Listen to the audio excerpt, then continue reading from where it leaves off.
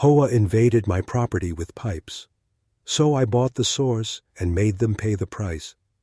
It began with a sound in the night, a low groan, like something crawling under the earth.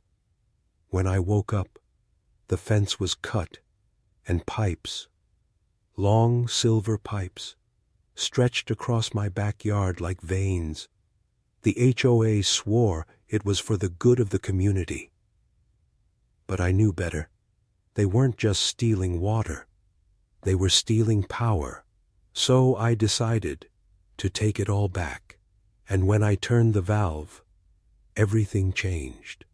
For them and for me.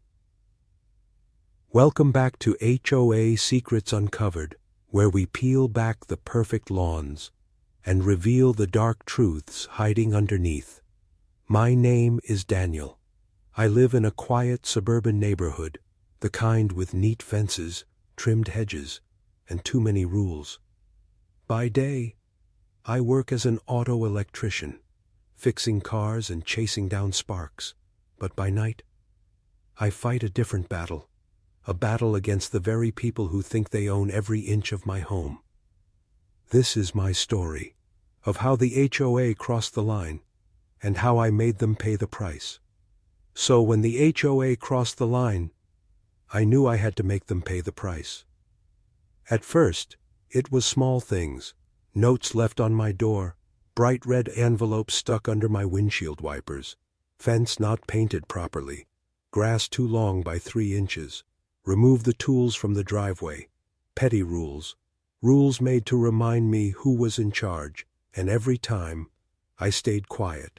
I fixed the fence, I trimmed the grass, I moved the tools, I played along. But they mistook my silence for weakness, and that was their mistake, because one night, I heard it, a sound I could never forget. It was late, maybe past midnight. The street was quiet, only the sound of crickets. And then, a deep groan, metal rubbing against metal, water rushing through pipes, a vibration under my feet. I froze. I thought maybe it was a broken heater, or a neighbor fixing something I was in secret. But then I saw it through my window. The moonlight hit the backyard, and my fence was not whole anymore. A clean cut, boards pushed aside, and running through the gap, shiny new pipes, long, silver, stretching across my yard like snakes. I rushed outside. My heart pounding, the smell of wet dirt hit my nose, freshly dug earth, still damp from being turned over. They had been here tonight while I slept, and they had run their pipes straight across my land. I crouched down, touched the ground. My hand came up with mud.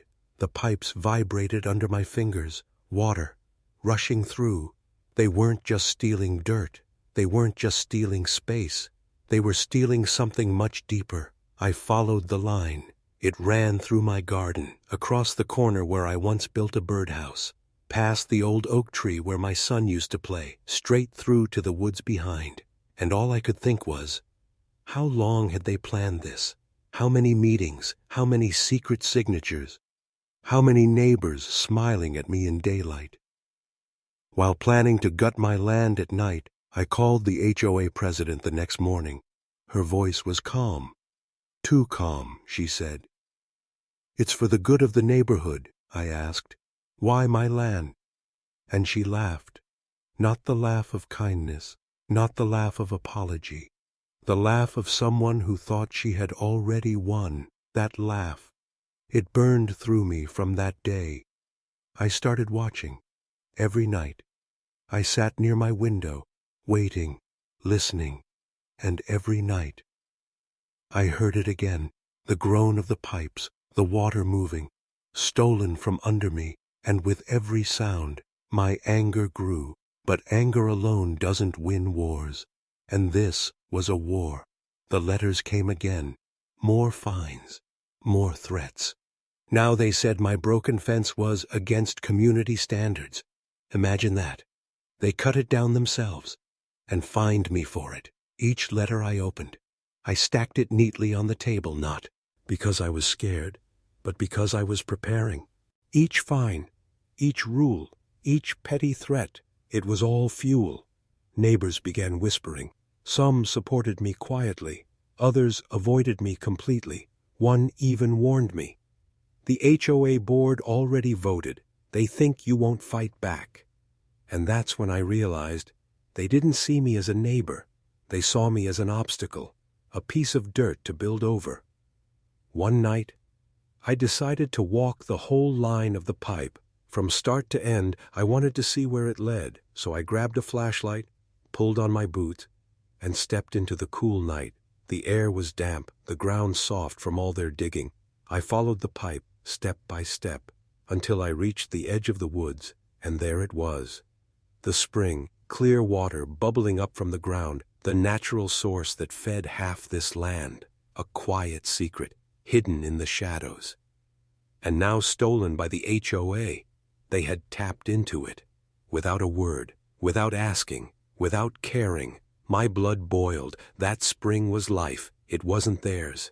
And it never would be. I turned off the flashlight, stood there in the dark, listening, the water rushing through pipes, the distant hum of sprinklers in the HOA's clubhouse lawns. They had built their whole empire on stolen ground, and I knew. This was not just about water. It was about control. If they could take this from me, they could take anything, my fence, my yard, my home, and maybe, just maybe, they would never stop. From that moment, I made a decision. I would stop being the quiet one. I would stop being the easy target. If they wanted a fight, I would give them one. But not with shouting, not with threats, with something far stronger, patience, knowledge, and a plan. So I started digging too, not in the dirt, but in the courthouse, in the archives, in the forgotten records no one cared about. And what I found shocked me more than the pipe itself, but that part of the story comes later, for now. Let me ask you something. If the HOA invaded your property in the middle of the night, cut your fence, stole your water, and then fined you for it.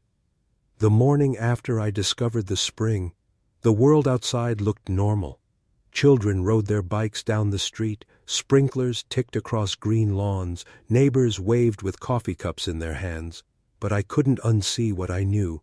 Behind the smiles, behind the painted shutters, something rotten lived under the surface. That was life in my neighborhood. A place built on perfect images. Every hedge trimmed the same way, every mailbox the same color, every roof shingle inspected for uniformity. The HOA called it community pride. But really, it was control and the people in charge. They weren't leaders. They were dictators in polo shirts. The president was Mrs. Carrington. Her pearls sparkled even at the grocery store. She carried herself like royalty, head high, eyes sharp. If she knocked on your door, it wasn't a visit. It was a warning. Her loyal second was Mr. Jacobs, tall, stiff, the type who measured grass with a ruler. He always had a clipboard. He always had a reason to fine you. They called him the enforcer behind his back. And then there was Mrs. Lee. Soft smile, quiet voice. But she was the one who wrote the letters. Cold words in bright envelopes. Her kindness was a mask. Hiding poison ink, that trio ran the board, and the board ran everything. Where to park, when to mow, how high to stack firewood, even the color of Christmas lights. If it was joyful, they found a rule to ruin it. Most neighbors complied, not because they loved it, but because they feared it. It was easier to smile, to nod, to trim the hedge one more time. No one wanted to be the outcast. No one wanted to be the target. But I was already marked. Ever since I moved in. They had watched me closer. Maybe it was because I didn't attend their barbecues. Maybe it was because I fixed cars in my driveway sometimes. Maybe it was just because I didn't bow low enough. Whatever the reason, their eyes never left me the first year. I thought it was normal. I thought maybe I was being sensitive. But the letters came, and kept coming. Fence too tall, mailbox too short, grass too dry, too green, too brown. It never ended, and now, with their pipes crawling through my land, I finally understood. It was never about fences, never about mailboxes. It was about power. They wanted to remind me that I was nothing but a guest in their kingdom, but I wasn't a guest. I owned my home, I owned my land, and I owned the water they were stealing under my feet. That thought burned inside me. It burned even while I tried to act normal, walking to the store, waving to a neighbor, hearing the laughter from the HOA clubhouse on Saturday nights. The world outside kept pretending. But every time I looked at my yard, every time I saw that cut fence, I remembered. I started watching closer. I studied the way the HOA moved. Every week, they held their meetings in the clubhouse, shiny cars parked in perfect rows. Their laughter echoed through the glass windows as they planned their next rule. And I would sit in the shadows, listening, pretending to jog by, pretending to stretch near the fountain. Their words floated through the night air. They talked about budgets, about violations, about power. They never mentioned the pipe, not once, which meant they knew it was wrong, and wrong was exactly where I would strike. I began to learn their rhythm. Mrs. Carrington walked her dog at 6 a.m. sharp, pausing to glare at every driveway. Mr. Jacobs left for work at 7:30, but always circled the block first. Checking for trash cans left out too long, Mrs. Lee never spoke to anyone directly, but her curtains were always open, and her pen always ready. They thought they had cotes and troll. But in truth, they were predictable, and predictable people can be defeated. Still, I kept quiet. I smiled at neighbors. I nodded when Jacobs waved his clipboard. I even pretended to fix my broken fence like they asked, but in my mind, I was building something bigger, a map of their weaknesses, a picture of how they ruled with fear. And the strangest thing happened. The more I studied them, the more I realized my neighbors weren't happy behind the painted doors. People whispered. Old Mr. Wilson complained about paying fines for his rose bushes. The young couple across the street had been warned for leaving a stroller on the porch. Even the family with the biggest house admitted the rules were suffocating, but no one dared speak up. Because everyone remembered the story of the last man who tried, a man named Carter. He once stood up in a meeting and challenged the board. He demanded fairness, demanded change. Within a month, he was buried under fines. His lawn was labeled abandoned. His home was taken to court. And then he was gone, moved out in silence. His house sold to another family that nodded and smiled. The message was clear. Fight the HOA, and you vanish. That memory haunted the street, and that fear kept everyone obedient. But me? I wasn't afraid anymore. Fear only works when you have something to lose, and the HOA had already taken what mattered. They had cut my fence. They had invaded my land. They had stolen my water. There was nothing left for them to take, but there was something for me to give. Payback. I stood in my yard that night, staring at the clubhouse glowing in the distance. Their fountain sparkled under floodlights, fed by the water that was mine, and I thought to myself, what happens when the thing they depend on most suddenly disappears? And that question became my weapon. So let me ask you, if you saw your neighborhood ruled by fear, if you knew your neighbors suffered quietly, would you stay silent like them? Or would you become the one to break the chain? It started with a knock on my door, 3 sharp taps, like a judge striking the gavel. I opened it, and there stood Mr. Jacobs with his clipboard behind him. Mrs. Carrington's little dog panted in the morning sun, and from across the street, I could see Mrs. Lee's curtains moving ever so slightly. They had come as a team, not to greet me, but to warn me. "Mr. Daniels," Jacobs said, his voice stiff as always, "we've noticed your fence is still broken. You are in violation of Section 14, Paragraph 3 of the Community Code." He shoved a paper into my hand. A fine. Another one. I looked at the paper, then back at him. "You mean the fence you cut through?" I asked. His lips tightened, but he didn't respond. Instead, Mrs. Carrington's dog barked once like it was mocking me. "We expect this resolved immediately," Jacobs continued, "and failure to comply will result in further action." Further action, I already knew what that meant. Court letters, threats, more envelopes stuffed with fines. I wanted to laugh in his face. I wanted to shout that I knew about the pipe, the spring, the theft, but I didn't. Not yet, because this was bigger than a broken fence. This was about power, and sometimes the smartest way to fight power is to let it think it's winning. I watched Jacobs walk away, the dog pulling Carrington along, Mrs. Lee's curtain falling shut, and I told myself, they had declared war openly now. They had stepped into my home and slapped me across the face with their rules. It was no longer about annoyance. It was no longer about irritation. This was personal that night. The sound of the pipes grew louder.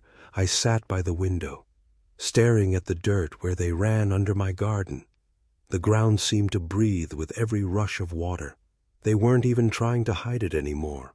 The HOA clubhouse was glowing with lights. Music played. I could see the fountain sparkle under the moon.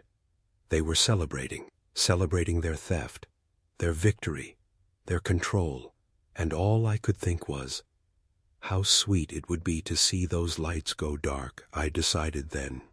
I needed proof. If I exposed them, neighbors would rally. If I could show what they had done, maybe even the law would turn against them. So I started taking pictures, the cut fence, the fresh dirt, the pipe stretching across my property. At dawn, I followed the line with my camera, step by step, capturing every inch until I reached the spring. The water bubbled quietly, pure and untouched, and there I found the truth. A large metal valve hidden under brush. They had installed it secretly. It was their connection to my source, their tap into something that was never theirs. I crouched there, staring at the valve. The water hummed through it, feeding their empire. And in that moment, I felt something strange. Not just anger, not just revenge, but power. Because if I turned it just once, all of it would end. But I didn't turn it, not yet, because this wasn't the right moment, not yet the perfect strike. Instead, I pulled out my phone, snapped photos, recorded videos. I wanted the world to see. I wanted every neighbor, every resident under their thumb, to know the truth. This wasn't about offense anymore. This was theft. And worse, it was theft from every one of us when I returned home. Another envelope was waiting, another fine, another threat. But this one was different. This one said, "Final warning." I laughed. Final warning. They had no idea how final things were about to get. I walked into my garage, opened a drawer, and placed all the fines inside, dozens of them, stacked in neat piles, red paper, yellow paper, white paper, like a rainbow of their arrogance, and I whispered to myself, "Every letter is a brick in the wall I will bury you with." Neighbors began noticing my quiet defiance. "I did." Peters across the street whispered when she saw me, "Be careful, they're watching you." But her eyes said something else, hope, like maybe, finally, someone had the courage to stand. The more I studied the HOA, the more cracks I saw. Carrington's pride made her sloppy. Jacob's obsession with rules blinded him. And Mrs. Lee, she was just a pen in someone else's hand. They thought they were untouchable. But power always blinds the powerful, and I was ready to take that blindness and turn it into darkness. One night, I stood at the spring again. The moonlight hit the water like silver. The valve gleamed in the shadows. My hand hovered over it, and I thought about all the ways I could end this. Right there, right then. One twist, and their fountain would dry. Their sprinklers would sputter. Their pool would empty. But then another thought hit me. If I cut them off suddenly, They'd fight back immediately. They'd call lawyers, police, city inspectors. No. I needed to be smarter. I needed them desperate first. I needed them weak. So I let the water keep flowing. For now. And as I walked back home, I whispered to myself, "You've built your empire on my land, on my water, on my silence." But empires fall, and this one will fall harder than you ever imagined. The next morning, Mrs. Carrington waved at me from across the street. Her pearls caught the sun, her smile was wide, and all I could do was smile back because she had no idea that I was already holding the knife that would cut her strings. But let me ask you, if you found the secret valve, if you held the power to shut down the very people who controlled your life, would you turn it right away? Or would you wait for the perfect moment to make them beg? The letters didn't stop. They multiplied. Every week, a new fine. Every week, a new accusation. It was like they were testing me, pushing me, daring me to break. One morning, I opened my mailbox and found 3 envelopes stuffed inside. One said my trash cans were visible for too long. One said my garden shed was not uniform in color. And the third accused me of interfering with community property. That last one made me laugh. Community property. They meant the pipe they buried under my yard, the pipe that stole my water. Now they had the nerve to claim it was theirs. I stacked the letters on my table. The pile had grown so high. It looked like a tower of blood-red bricks. Every fine was proof. Every threat was evidence. Every letter was a nail in the coffin they were building for themselves. But they didn't know. I was building something too. I started recording everything, every sound the pipe made at night, every whisper from neighbors, every glare from Jacobs with his clipboard. I kept a journal, every date, every letter, every detail, because if they wanted a war of paper, I would bury them in their own words. But it wasn't just letters anymore. They began circling my house. Jacob slowed his car at the end of my driveway. Scribbling notes. Mrs. Lee stood at her window longer than usual, staring through her curtain, and Carrington. She smiled at me every time I passed, not a kind smile, a smile that said, "We own you." But deep down, I knew the truth. They didn't own me. They feared me, because somewhere in their polished little minds, they wondered if I had discovered their secret. And the more they wondered, the more desperate they became. The clubhouse became louder at night.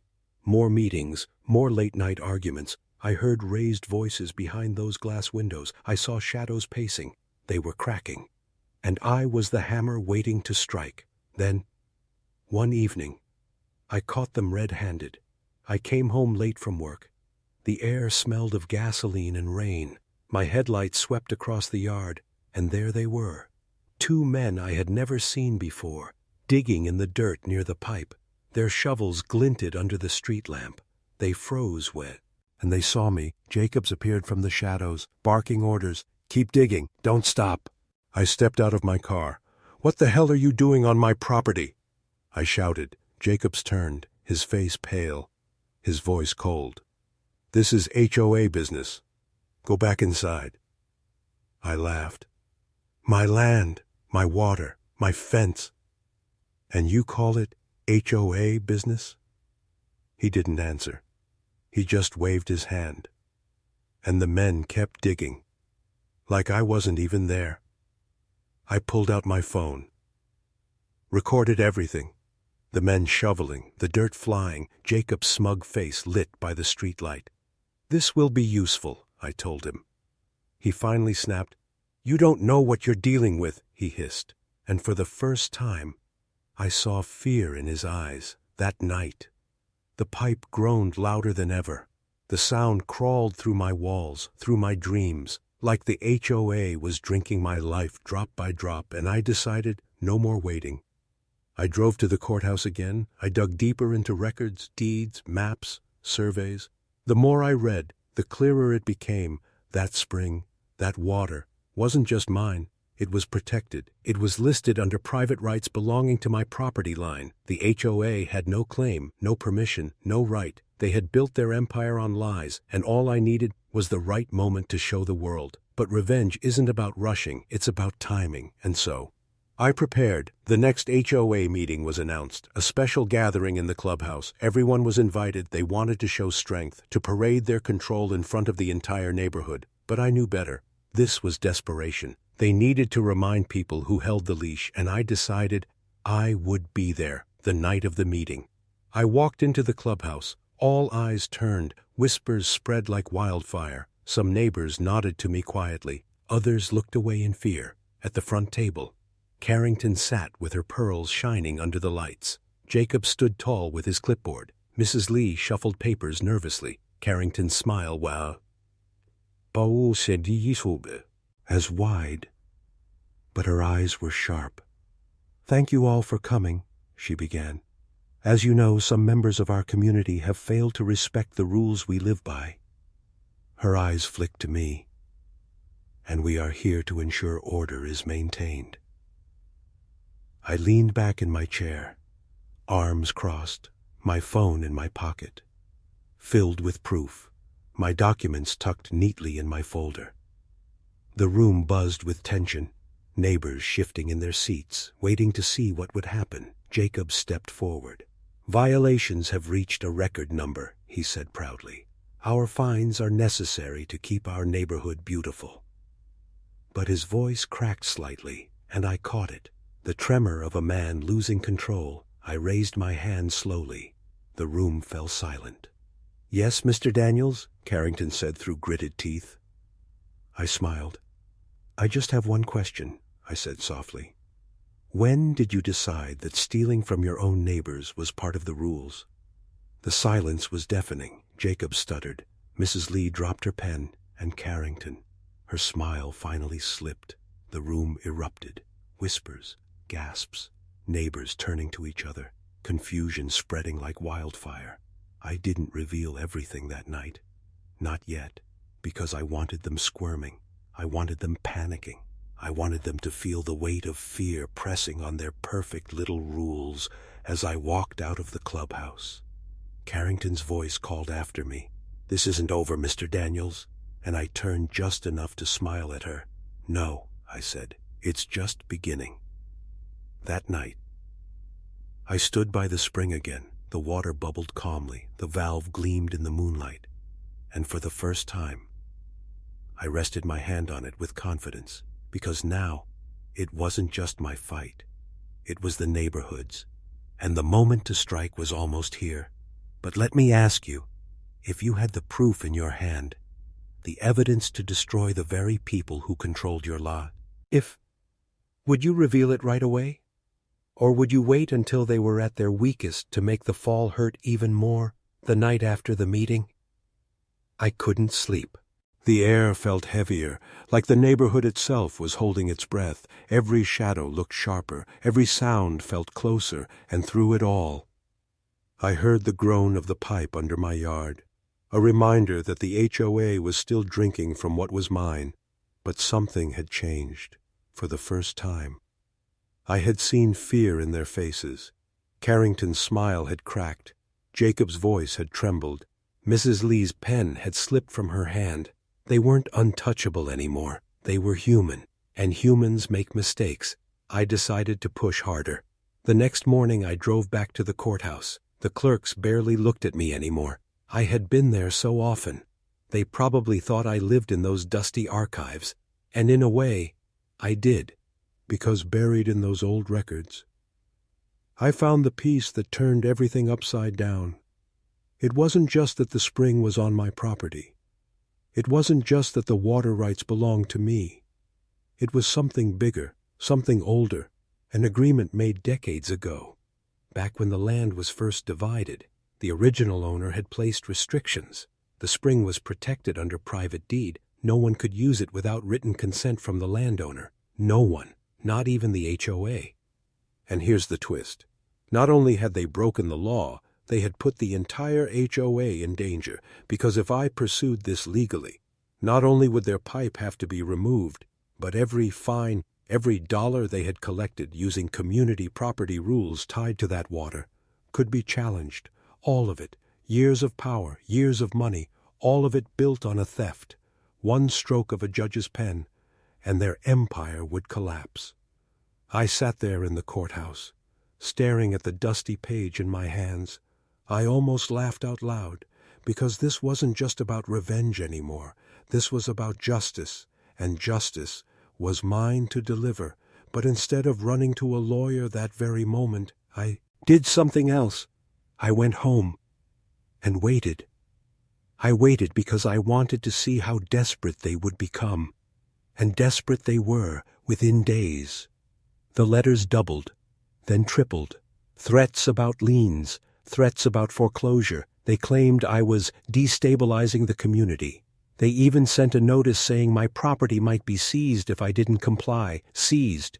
They thought they could take my home, my land, the very ground they had invaded. And still, I stayed quiet. Neighbors began talking more openly now. Mrs. Peters stopped me at the mailbox. "You rattled them," she whispered. "They're not used to someone pushing back." Her eyes darted toward the clubhouse. "Be careful. They'll come after you harder now." But there was something else in her voice, hope for the first time. Someone believed they might not be powerless after all. And that hope spread. The whispers grew louder. Complaints surfaced. Old Mr. Wilson grumbled about fines for his rose bushes. The young couple muttered about being cited for chalk drawings their kids left on the sidewalk. Even the family with the biggest house admitted they were tired of the constant threats. The HOA's perfect mask was cracking, and all I had to do was give it one final push. That night I walked to the spring again. The moonlight glowed on the water. The valve gleamed like a weapon waiting in the dark. My hand hovered over it, but I didn't turn, not yet, because now I saw something clearer than ever. If I shut it off now, it would only hurt them for a moment. But if I waited, if I let them keep digging their own grave, then when the water stopped, it would bury them completely. I smiled to myself. The twist wasn't that they had stolen from me. The twist was that they had stolen from themselves. They had built their kingdom on a fault line, and I was the earthquake waiting to strike. A week later, another meeting was announced. This one, closed to the public. But I knew about it. I watched through the glass as Carrington shouted at Jacobs. Her pearls shook around her neck as her hands waved wildly. Mrs. Lee's face was pale as she scribbled notes. They were breaking down from the inside. The empire was crumbling, and I realized something even sweeter. I didn't have to destroy them. They were already destroying themselves. All I had to do was choose the moment to finish it. So I waited again, by my window, listening to the groan of the pipe, thinking about how easy it would be to twist that valve, how fast their fountain would dry, how quickly their pool would turn to dust, and how poetic it would be to watch their power fade drop by drop. But then I thought of something else. Why should I make it easy for them? Why should I end their suffering in one night? No, I wanted them to feel every second of it. Every drop of water they stole, every fence they cut, every fine they shoved into my mailbox. I wanted them to know that the very thing they depended on most belonged to me, and that one day, when I chose, I could take it all away. That was the twist. Not that they had stolen from me, but that I had let them. Because the longer they stole, the deeper they dug their grave. And so I waited in silence, smiling at Carrington when she passed, nodding at Jacobs when he scribbled notes, waving politely at Mrs. Lee behind her curtain because none of them knew that I already held the key to their downfall. But let me ask you something. If you had the power to destroy your enemy instantly, but also the chance to let them suffer longer while digging their own grave, which would you choose? The night I finally decided to act, the air felt different. The crickets were silent.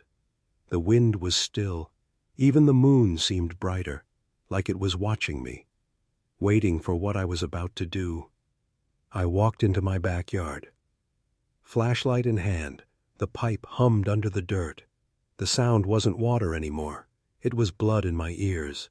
A steady pulse reminding me that every second they were ailing from me, taking from me, laughing at me, and I whispered to myself, "Not tonight."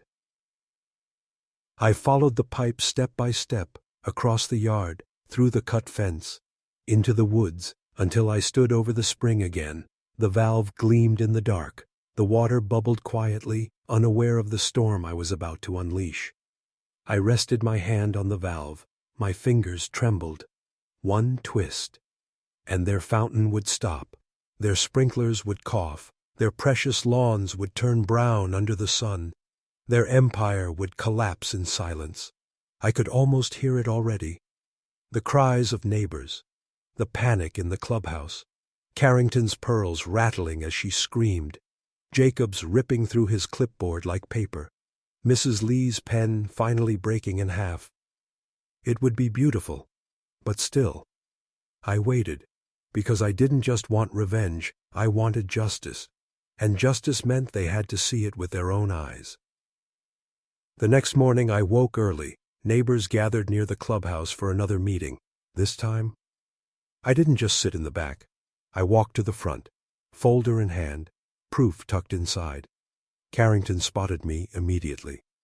Her smile tried to hide her nerves. "Mr. Daniels, here to listen again?" Her voice dripped with fake sweetness. I opened the folder and laid the photographs on the table. The pipe cutting through my land, the broken fence, the spring, the valve, every picture in sharp detail. The room fell silent. "This," I said slowly, "is theft." Gasps filled the room. Whispers spread like fire. Carrington's face paled. Jacob stuttered. This is community infrastructure." "No," I cut him off. "It's my land, my water, my rights, and you've built your power on it." Neighbors leaned in closer, eyes wide, some mouths hanging open. For the first time, people saw the truth, and for the first time, they didn't look at me with fear. They looked at the board, Carrington's. Mask cracked completely, her voice rose, sharp and shaky. "This man is lying. He's dangerous. He's destabilizing everything we've built." But it was too late. The photos spoke louder than she ever could. The whispers turned into murmurs, murmurs into accusations. And suddenly, it wasn't me they were questioning. It was her. Jacob slammed his clipboard on the table. "You don't understand what you're doing," he barked. His voice broke halfway through. And Mrs. Lee, she didn't say a word. Her eyes just dropped to the floor, her pen frozen in her hand. The room was chaos, neighbors shouting, fists slamming on tables, voices rising against the board. I stepped back, watching, smiling, because this was the collapse I had waited for. And yet, I wasn't done.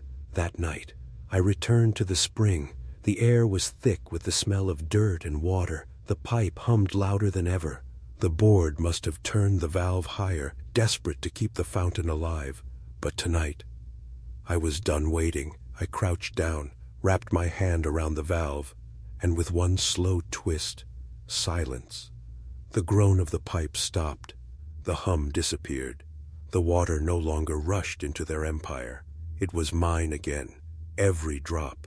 I stood there in the moonlight, breathing heavy, and smiled because I knew what was happening at that exact moment in the clubhouse. The fountain sputtering, the sprinklers coughing, the swimming pool draining inch by inch, their empire collapsing without a sound. And sure enough, the next day, the neighborhood was buzzing. People stood around the fountain, staring at the dry stone, the grass already beginning to yellow. Children pointed at the empty pool. Neighbors whispered louder now. Some laughed, some sneered, and for the first time, I wasn't the target. The board was. Carrington stormed down the street that afternoon, her face red, her pearls clutched tightly. "You've gone too far!" she screamed at me from the sidewalk. "You've ruined everything!" I just stood there on my porch, calm, collected. "No," I said quietly. "I just took back what was mine." Jacobs tried to threaten me with legal action, but I handed him a copy of the deed, the old agreement, the law itself. He read it. His face turned pale, and he walked away without another word. Mrs. Lee never showed her face again. Her curtains stayed closed, her pen silent. It was as if she had vanished into her own fear. The empire was dead, their power gone, and it all ended. With one twist of a valve, but revenge is never clean. It leaves marks. Neighbors now whispered, not just about the board, but about me.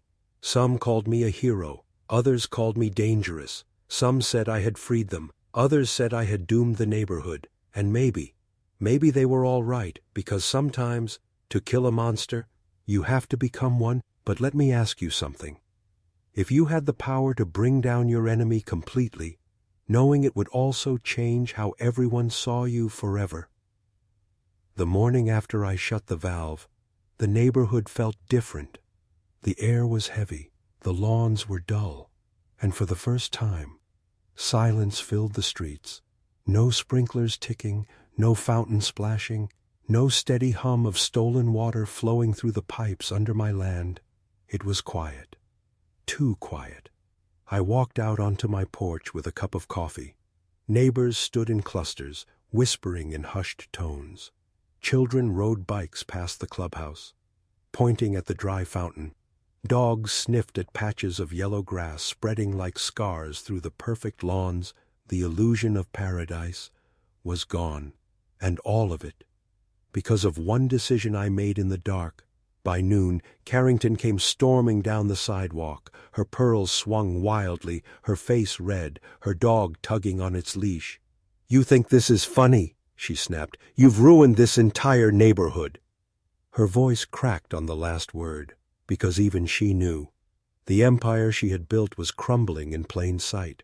You see, I upped my coffee slowly, watched her rage spill into the street, and finally said, "I didn't ruin it, Carrington. You did. I just showed everyone the truth." Her lips trembled, her hand shook as she pointed at me. "This isn't over," she hissed. But the way she said it, even she didn't believe it. Jacob showed up an hour later. No clipboard this time, no ruler in his hand. Just a pale face and a folder clutched tightly under his arm. He shoved a paper toward me. "Cease and desist," he muttered.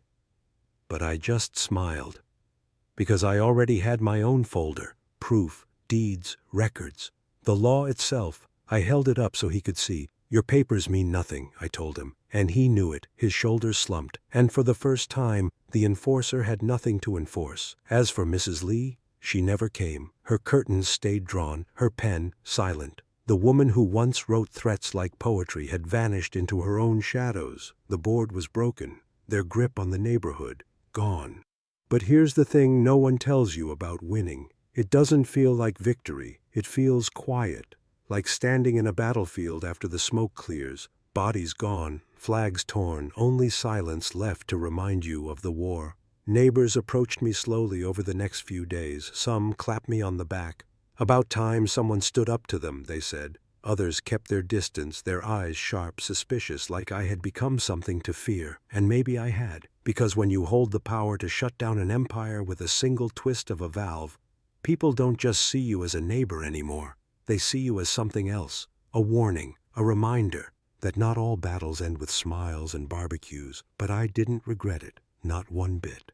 At night, I stood by the spring again. The water bubbled quietly. Mine, all mine. No pipes groaning, no theft, only silence and peace. And yet, in that silence, I wondered, had I changed too much? Had I crossed a line I could never step back from? Because here's the truth. When you fight fire with fire, you always get burned a little yourself. The HOA board collapsed within weeks. Neighbors demanded new leadership. Meetings were held in open daylight instead of shadows. The rules began to loosen. No more notes for grass length, no more fines for mailboxes. For the first time, the neighborhood actually felt like a community. But still, people looked at me differently, some with gratitude, some with fear, and some with both. Carrington eventually moved away. Her house sold quietly, her pearls packed into boxes, no farewell parties, no tears shed. She vanished like smoke in the wind. Jacobs left too. One day his house was just empty, the clipboard man gone without a trace. Mrs. Lee stayed, but her pen never wrote another letter. Her eyes never lifted from the ground. She was a ghost in her own home. And me, I stayed right where I was, my fence rebuilt, my yard whole again, the spring still bubbling in the woods, the valve under my control sometimes. I walk out at night just to hear the silence, no pipes humming, no water stolen, only peace. But I know, deep down, that peace came with a price, because every time a neighbor waves, every time I hear laughter on the street, every time I sip coffee on my porch, I see it in their eyes, respect, fear, and something else. The knowledge that I could end it all again with just one twist, and maybe that's the real ending to this story. Not that I defeated the HOA, not that I broke their empire, but that I became something else in the process, a reminder to anyone who thought they could cross me, that behind the neat lawns and white fences, power doesn't always wear pearls and carry clipboards. Sometimes it hides in silence, sometimes it hides in patience, sometimes it hides in the hand of the quiet neighbor no one thought would fight back. That neighbor was me, and if I had to do it again, I would, because sometimes justice isn't loud. Sometimes justice is just a valve turning in the night. But let me ask you this. If you lived in a neighborhood where the rulers fell, and suddenly the power shifted into your hands, would you use that power to lead with kindness, or would you keep it as a weapon to remind everyone never to cross you again? Tell me in the comments, because power doesn't disappear when the war ends, it only changes hands.